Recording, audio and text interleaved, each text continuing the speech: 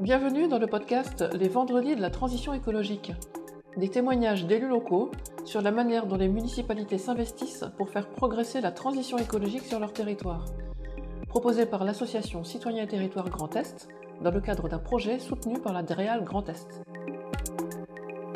Pour que notre planète continue à être vivable, il nous faut relever le défi de la transition écologique en repensant nos modes de production, de consommation et plus largement notre façon de vivre. Parce qu'ils sont proches des habitants et qu'ils disposent de nombreux moyens d'action, les élus locaux en sont des acteurs incontournables. Pour Citoyens et Territoires, je suis allée à la rencontre de maires et de conseillers municipaux qui portent la transition écologique dans leur commune. Je leur ai demandé de m'expliquer leur conception de la transition, de me raconter par quoi ils ont commencé, quelles actions ils ont mises en place, et aussi comment ils ont associé les autres acteurs de la commune, notamment les habitants.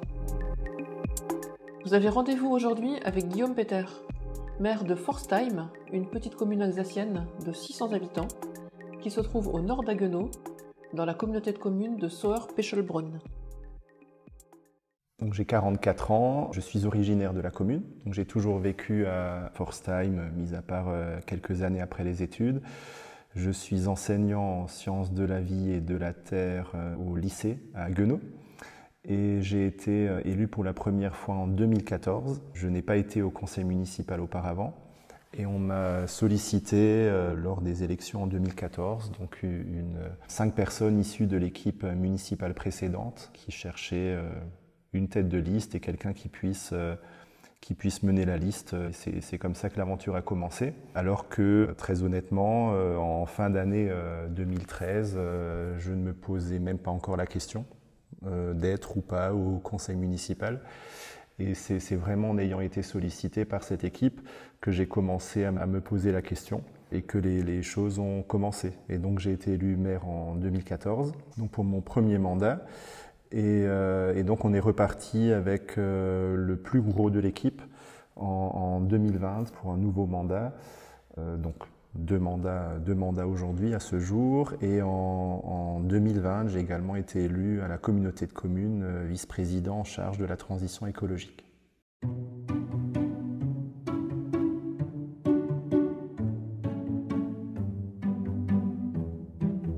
À cette époque, en 2014, j'étais déjà pas mal impliqué dans la vie associative.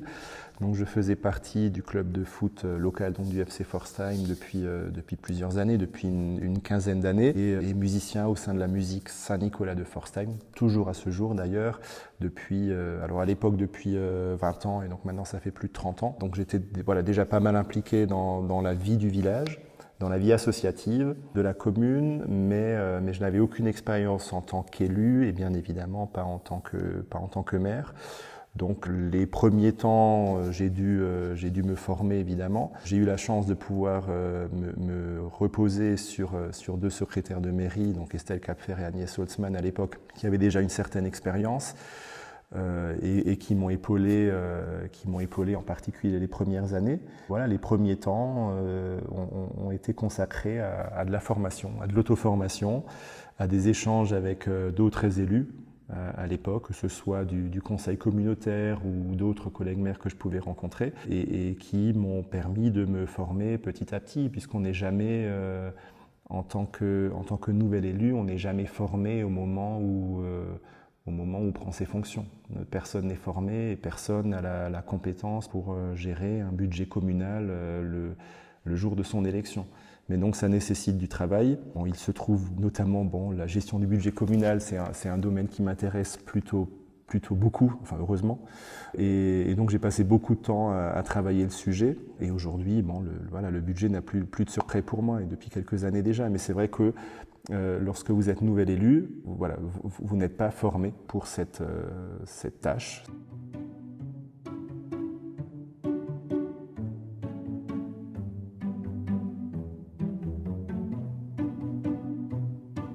Donc, ma définition de la transition écologique, c'est d'agir aujourd'hui concrètement, tout en prenant conscience que nous ne sommes que de passage sur cette terre et que nous souhaitons que nos enfants et petits-enfants puissent vivre dans un monde tel que nous l'avons connu ou nous le connaissons encore aujourd'hui.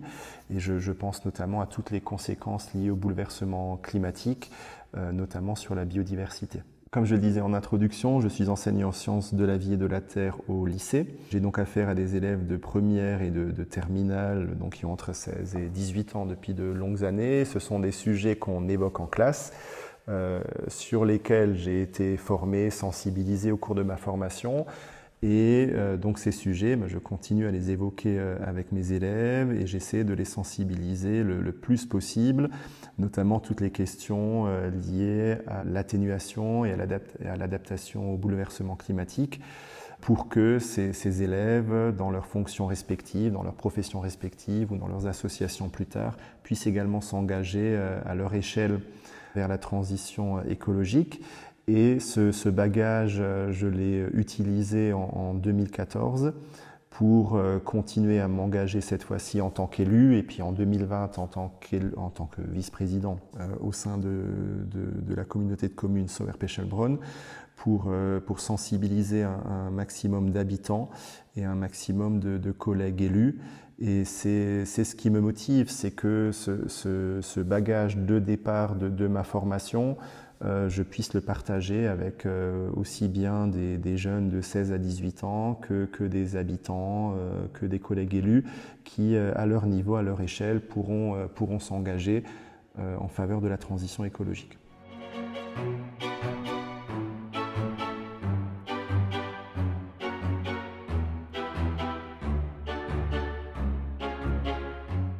Le rôle de la municipalité pour faire avancer la transition, c'est par des réalisations concrètes et en faisant preuve de pédagogie, de montrer le champ des possibles en matière de transition justement et de servir d'exemple pour tout un chacun et que les habitants puissent mettre en œuvre certaines de ces actions et que les habitants puissent s'en inspirer. Donc la municipalité s'était engagée en 2012, donc en lien avec l'intercommunalité dans l'opération Commune Nature, donc qui visait à réduire puis supprimer les produits phytosanitaires. En 2014, donc lorsque nous avons été élus, nous avons repris le dossier, donc constaté que les produits phytosanitaires avaient été réduits mais n'avaient pas été supprimés. Et donc on a pris les choses en main assez rapidement, considérant qu'on pouvait aller bien plus loin et plus rapidement. Et donc on a travaillé dans les premières semaines sur un plan de gestion différenciée des espaces verts avec pour objectif de supprimer les produits phytosanitaires. Donc on a notamment travaillé sur ce plan de gestion différenciée avec une ancienne adjointe.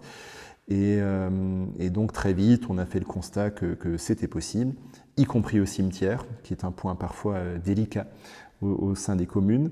Et donc dès fin juin 2014, l'ensemble des produits phytosanitaires ont été supprimés. Et donc là, ça fait maintenant 11 ans, un peu plus de 11 ans, qu'aucun produit phytosanitaire n'est utilisé dans la commune. Donc en parallèle à la suppression de l'utilisation des produits phytosanitaires, nous avons également retenu certains secteurs sur lesquels nous pratiquons depuis la fauche tardive. Donc c'était un des aspects de ce plan de gestion différencié. Alors pourquoi cette fauche tardive?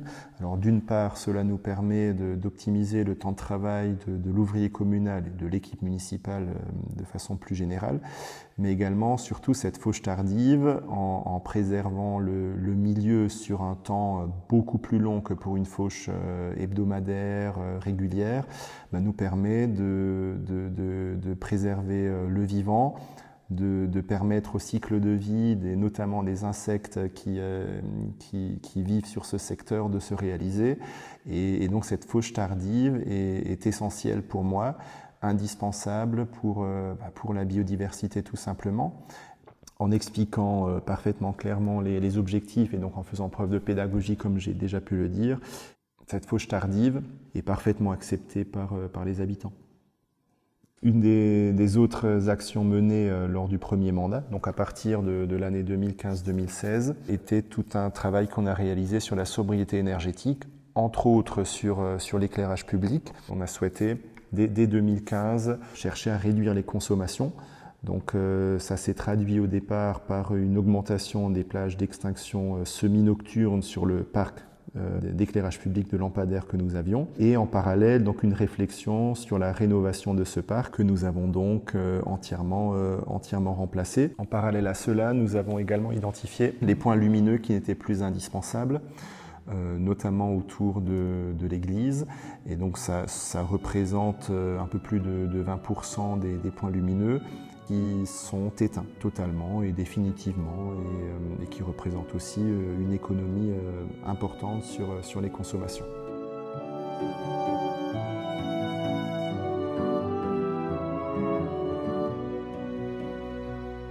Donc le projet phare de la municipalité là, sur ces 2 derniers mandats concerne des travaux de restructuration, de rénovation de notre ancienne école, donc qui est construite en 1852. Et cette réflexion a débuté dès 2014-2015, époque à laquelle nous avions constaté, alors nous connaissions le bâtiment évidemment, ayant toujours vécu pour ma part dans la commune, à quelques années près. Nous avions constaté l'état délabrement de ce bâtiment et d'un autre bâtiment qui est le presbytère, donc qui étaient tous deux bien sûr propriété de la commune. Nous avions très vite réalisé que nous ne pouvions bien sûr pas engager les finances de la commune sur la rénovation des 2 bâtiments, et donc la première décision prise en 2014, début 2015, a été de vendre l'un des 2 bâtiments, sous réserve qu'il soit préservé et rénové, et d'utiliser le produit de la vente de ce bâtiment pour rénover le second. Le choix a été fait de conserver au sein du patrimoine de la commune le bâtiment de l'ancienne école. Alors pourquoi? Parce que ce bâtiment se situe sur la rue passante, donc la rue principale, en face de l'église, et donc nous avions décidé de préserver ce bâtiment, contrairement au presbytère qui lui se trouve dans une rue annexe, dans la rue de l'église. Alors nous avons eu la chance de pouvoir trouver quelqu'un qui nous a racheté le presbytère et qui l'a rénové d'une façon, il faut dire, exemplaire. Et donc même si le bâtiment ne fait plus partie officiellement du patrimoine de la commune, il est toujours présent évidemment, et il a été rénové, et vraiment, voilà, vraiment très bien rénové. Et donc ensuite, nous avons commencé à réfléchir aux différents objectifs que nous souhaitions atteindre avec les travaux de rénovation de l'ancienne école. Et les premiers objectifs qui ont été définis, c'était donc la préservation du patrimoine local, donc de préserver ce bâtiment, de ne pas le démolir par exemple évidemment, de préserver l'enveloppe extérieure, puisque c'est un bâtiment donc, qui a plus de 170 ans aujourd'hui, qui est chargé d'histoire. C'est une ancienne école, donc des générations entières sont passées par ce bâtiment, y compris moi, qui fait partie des dernières générations à être passées par cette école. Et donc on avait à cœur de conserver ce bâtiment au centre de la commune, et donc de privilégier cette restructuration plutôt qu'une démolition. Le deuxième objectif, c'était d'en faire du locatif, donc de développer l'offre locative sur la commune, et notamment parce qu'on se rend compte, et c'est un constat qu'on fait également sur d'autres communes, qu'on manque de logements intermédiaires de type F2, F3 notamment, et donc on souhaitait développer l'offre locative, et puis que ce projet soit également exemplaire en matière de transition énergétique, et qu'on puisse atteindre le niveau BBC, et donc que ce soit un projet exemplaire du point de vue des performances énergétiques.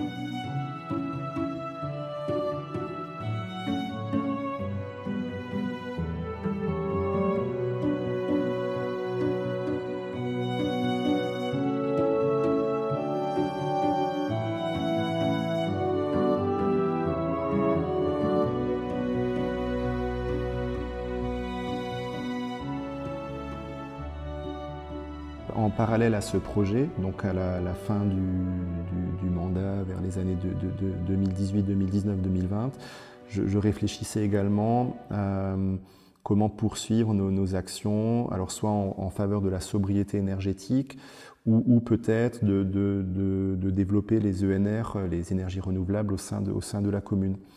Et c'est à la toute fin du premier mandat et au tout début du second mandat, donc en 2020, que j'ai découvert ces boucles d'autoconsommation collective, photovoltaïque, le principe de ces boucles qui était encore très peu développé, voire pas développé dans le secteur.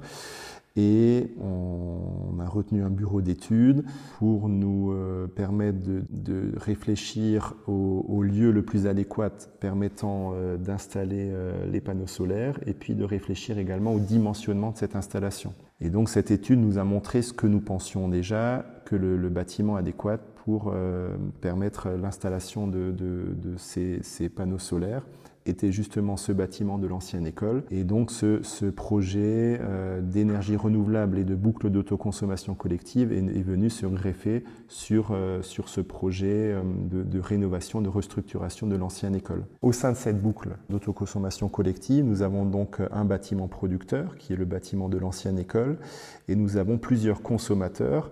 Alors, les consommateurs, ce sont les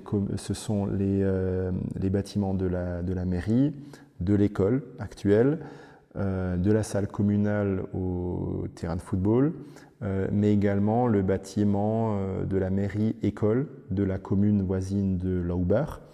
Et nous avons également les communs des 3 logements de l'ancienne école qui bénéficient de la production de ces panneaux solaires. Et donc cette installation nous permet finalement de figer dans le temps le coût d'une partie de la consommation des bâtiments communaux.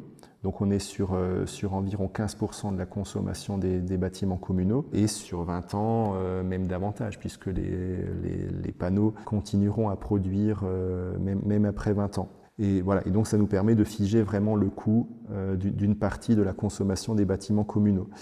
Et alors il y a une réflexion qu'on a dû avoir en 2021-2022 parce qu'en 2021, un arrêté tarifaire sorti donc à l'automne 2021 faisait qu'on ne pouvait plus cumuler les subventions locales et l'obligation d'achat, considérée comme une subvention indirecte. Et donc la question était de savoir est-ce que pour cette boucle d'autoconsommation collective, est-ce qu'on souhaite bénéficier des subventions locales auxquelles on pouvait prétendre ou est-ce qu'on souhaitait privilégier l'obligation d'achat. Le choix a été fait de privilégier les subventions locales, donc de la part de la région Grand Est, via le programme Climaction, et puis de la collectivité européenne d'Alsace également, qui nous ont permis d'atteindre le plafond, donc de 80% du montant hors taxe, mais derrière de ne pas bénéficier de l'obligation d'achat pour le surplus. Mais ce surplus, étant donné que l'installation est vraiment bien dimensionnée, le surplus est finalement minime. Il est d'un peu moins de 30%, donc ce qui représente finalement très peu. Et donc ce n'était pas dérangeant finalement de ne plus bénéficier de l'obligation d'achat. Alors nous avons tout de même un tarif de rachat d'électricité de Strasbourg pour ce surplus, mais qui est lié au marché de gros et qui peut être très variable et qui est inférieur à l'obligation d'achat. Mais on a fait le choix de partir sur ces subventions qui nous ont permis donc de financer la quasi-totalité de l'installation à 20% près. Et les économies réalisées vont nous permettre d'amortir l'installation en 2 à 3 ans environ, donc avec le reste à charge de la commune.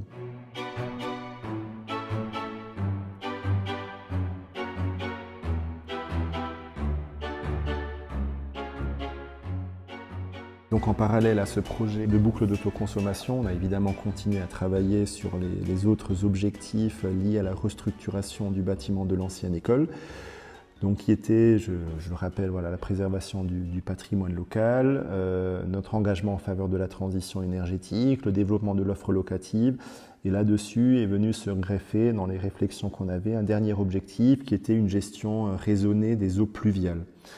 À savoir que nous avons un plan local d'urbanisme qui date de 2006 et dans ce plan local d'urbanisme était indiqué aujourd'hui, ou en tout cas à l'époque était indiqué, le fait que les eaux pluviales devaient être renvoyées dans le réseau. Et donc on a décidé, malgré donc ce plan local d'urbanisme, on a décidé de réfléchir à une autre façon de gérer les eaux pluviales et de les gérer sur site, sachant qu'on était déjà pas mal sensibilisés, notamment par les actions que pouvait mener le SDEA dans notre secteur. On a décidé donc que c'est l'eau pluviale de l'ensemble de la surface du projet cours et bâtiment compris serait renvoyée vers une cuve de 15 mètres cubes, une cuve de rétention de 15 mètres cubes, avec une surverse dans une noue située à l'arrière de la cour dans le jardin du bâtiment. Pour objectif déjà qu'une part non négligeable de l'eau pluviale s'infiltre finalement dans le jardin de l'ancienne école, et puis qu'une grosse partie de cette eau pluviale puisse être utilisée pour l'arrosage des espaces verts de la commune. Et donc là, c'est quelque chose qui est mis en œuvre maintenant depuis ce printemps, puisque la cuve, le déraccordement a eu lieu à l'été 2024. Et donc ça nous évite d'utiliser l'eau d'un puits qu'on utilisait déjà, parce qu'on évitait déjà d'utiliser l'eau potable. Et donc on a un puits situé dans la cave de la mairie, mais ça nous évite aujourd'hui d'utiliser cette eau souterraine, de ne pas y toucher et d'utiliser l'eau pluviale finalement, et plutôt que de la renvoyer dans le réseau, de l'utiliser pour l'arrosage des espaces verts de la commune.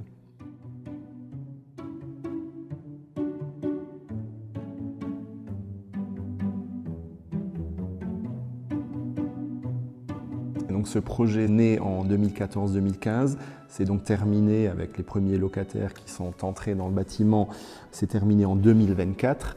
Donc ça a été un projet de plusieurs années, alors, notamment aussi parce qu'on a été un petit peu ralenti par la période Covid. Mais donc ce projet, et notamment par la communication qu'on a pu en faire, on souhaitait que ce soit aussi une sorte de vitrine qui puisse et qu'on puisse partager avec un maximum de monde, habitants non élus, mais élus également d'autres communes, et notamment évidemment de la communauté de communes Sauer-Pechenbronn, de montrer ce qui peut être fait en matière de transition énergétique, d'isolation du bâtiment, de développement des ENR, de gestion des eaux pluviales. Et c'est un des aspects le plus motivant. C'est de montrer qu'on peut à la fois préserver le patrimoine local et mettre en œuvre des actions en faveur de la transition écologique. Et je pense notamment, je n'en ai pas parlé, à l'utilisation d'isolants biosourcés. Donc là, il s'agit de laine de bois dans notre cas, qui a été retenue. Donc cette laine de bois, notamment pour sa capacité de déphasage thermique, le confort thermique et son impact environnemental limité. Et ce qui est motivant, c'est que cette communication qu'on peut faire autour de ce projet génère derrière des échanges qu'on peut avoir, donc comme je le disais avec des élus, mais également avec des non-élus, parfois juste sur un aspect du projet. Alors ça peut être la boucle d'autoconsommation collective qui, je dois le dire, a pris du temps à être bien comprise, parce que souvent on pense qu'il y a une liaison physique entre les bâtiments de la boucle, mais ça a permis de générer des échanges sur le bon dimensionnement d'une installation photovoltaïque, ça a permis de générer des échanges sur le choix entre un isolant intérieur, extérieur, sur le choix d'un isolant biosourcé ou non, sur la gestion raisonnée des eaux pluviales, de montrer que ça peut fonctionner, même si la technique que nous avons mise en œuvre n'est pas la seule technique possible, évidemment. Donc ce projet est une vitrine, en quelque sorte, de quelques actions qui peuvent être mises en œuvre en faveur de la transition écologique, et de montrer que ça fonctionne, et qu'on peut, à notre échelle individuelle, on peut y réfléchir, on peut se les approprier, et puis on peut mettre en œuvre l'une ou l'autre des actions mises en œuvre lors des travaux de restructuration de ce bâtiment.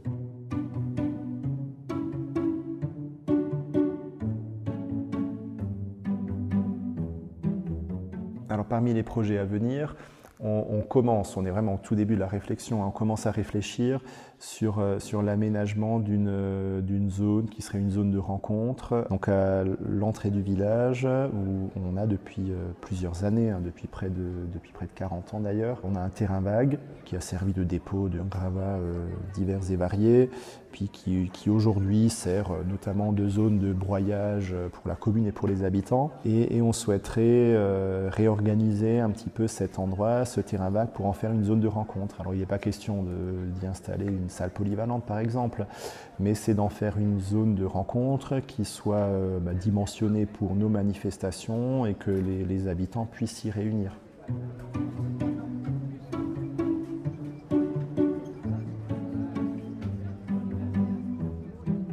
C'est indispensable pour moi d'associer les habitants aux différentes actions de la commune, notamment dans les domaines évoqués. Et alors comment est-ce qu'on essaye d'associer les habitants? C'est par la réalisation de chantiers participatifs. Alors nous avons sur la commune de Pforzheim des chantiers participatifs qui concernent essentiellement spécifiquement les membres du conseil municipal, les conjoints, les enfants, et qui sont réalisés 1 à 2 fois par an. Et puis nous avons une journée citoyenne avec un appel qui est lancé à tous les habitants, les grands comme les petits, 1 fois par an, le premier samedi du printemps, donc fin mars, et qui va consister en différents travaux qui peuvent être aussi bien des travaux de plantation que des travaux de peinture, que des décorations à remettre au goût du jour pour les périodes de Pâques ou de Noël. Et donc c'est toujours très chouette de pouvoir associer un maximum d'habitants, d'enfants également, y compris lors des journées de travail qui ne concernent que le conseil municipal, parce que ça permet à tout un chacun de s'approprier ce qui a été fait, que ce soit des plantations, que ce soit la salle commune à repeindre, que ce soit les décorations de Noël à remettre au goût du jour. Et donc chacun s'approprie finalement ce qui est fait au sein de la commune. Et puis le deuxième impact positif, c'est que notamment sur la journée citoyenne qui réunit, mine de rien, à peu près 10% des habitants de la commune chaque année. Ça permet à des nouveaux habitants de participer à la vie du village, de rencontrer les anciens et de pouvoir s'intégrer au sein de la commune. Et donc c'est un deuxième aspect très positif, en plus de celui de s'approprier des actions qui peuvent être réalisées.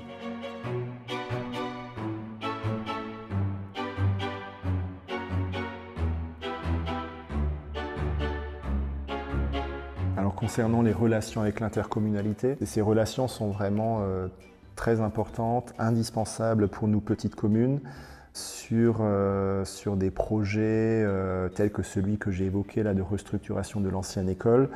Je ne dis pas que nous ne pourrions pas y arriver seuls, mais ce serait quand même extrêmement compliqué et donc on a la chance de pouvoir bénéficier d'un appui technique. Je pense notamment au rôle du conseiller en énergie qui est là à l'écoute des communes et qui conseille les communes, mais également sur tout ce qui concerne l'administratif, l'élaboration des dossiers de consultation pour les marchés publics et l'appui qu'on peut avoir auprès de la communauté de communes sur toute cette réglementation qui évolue très régulièrement et presque trop régulièrement, qui, si nous n'avions pas cet aspect, serait quand même très compliqué à gérer pour une petite commune comme la mienne, donc 600 habitants, un équivalent temps plein sur le poste de secrétaire de mairie, ce serait quand même extrêmement compliqué. Et donc aujourd'hui, cet appui est devenu indispensable pour nous, petites communes, pouvoir réaliser des projets qui pour nous sont d'envergure. Donc ça c'est un premier aspect positif là, sur ces relations avec l'intercommunalité. Et puis après, ce que je trouve très intéressant, c'est qu'à l'inverse, on peut, de par nos différents projets dans nos différentes communes, et donc notamment sur la transition écologique, on peut également proposer des retours d'expérience aux collègues maires sur ce qui peut être fait, comment ça peut être fait, que ce soit aussi bien moi, par exemple, sur le volet transition énergétique, que d'autres communes, je pense à la commune de Laubar, puisqu'on s'y est réunis récemment pour voir ce qui avait été réalisé dans le cadre du programme Tram Verte.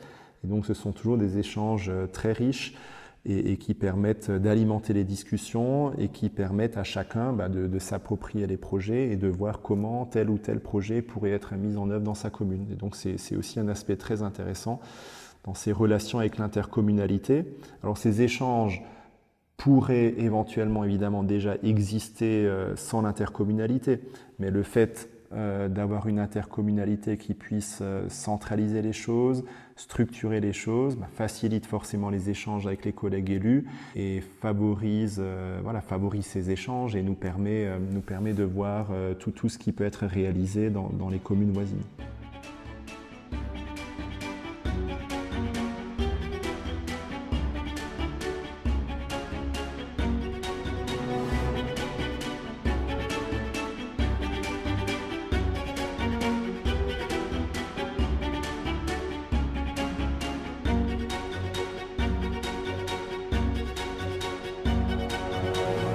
Alors comment faire en sorte que ça fonctionne? Mais c'est valable dans tous les domaines et pas uniquement dans la transition écologique, c'est de se fixer des objectifs clairs, dans quelle direction est-ce qu'on veut aller, de se fixer ces objectifs en équipe et ensuite d'y travailler. Et c'est d'autant plus important dans nos petites communes avec un ou une secrétaire de mairie sur un équivalent temps plein, à qui on ne peut pas demander de réaliser ce travail. Et dans nos petites communes, c'est clairement aux élus de faire ce travail. Et si on se fixe ces objectifs clairs et si on y passe un peu de temps, c'est vrai, on peut y arriver et ça peut fonctionner. Mais ça prend du temps. Et puis pour que ça fonctionne, parfois le travail évidemment ne suffit pas toujours parce que même si on peut chacun avoir nos compétences diverses et variées au sein de l'équipe municipale, on n'a jamais toutes les compétences, en particulier sur des projets d'ampleur de rénovation. Et donc ce qui est très important, c'est de pouvoir s'entourer et de bénéficier de l'expertise de personnes ressources, alors que ce soit au sein de la communauté de communes, je pense à la conseil en énergie partagée, que ce soit l'architecte du parc qui nous a prodigué ses conseils avant le lancement des travaux, que ce soit divers agents avec lesquels nous pouvons échanger, je pense à Victor Borer, qui suit le programme Climaction de la région Grand Est, et c'est en s'appuyant sur ces diverses personnes ressources et en recoupant ensuite évidemment l'ensemble des données qui peuvent nous remonter avec la plus grande rigueur possible, qu'on peut faire en sorte que ces projets aboutissent. Vous venez d'écouter Les Vendredis de la Transition écologique, un podcast proposé par l'association Citoyens et Territoires Grand Est, conçu et enregistré par Fabienne Anctil, chargée de mission Transition écologique. Le montage a été réalisé par Marion Guéricola, en charge de la communication. Vous pouvez retrouver d'autres épisodes des Vendredis de la Transition écologique sur le site internet de l'association www.citoyenterritoire.fr.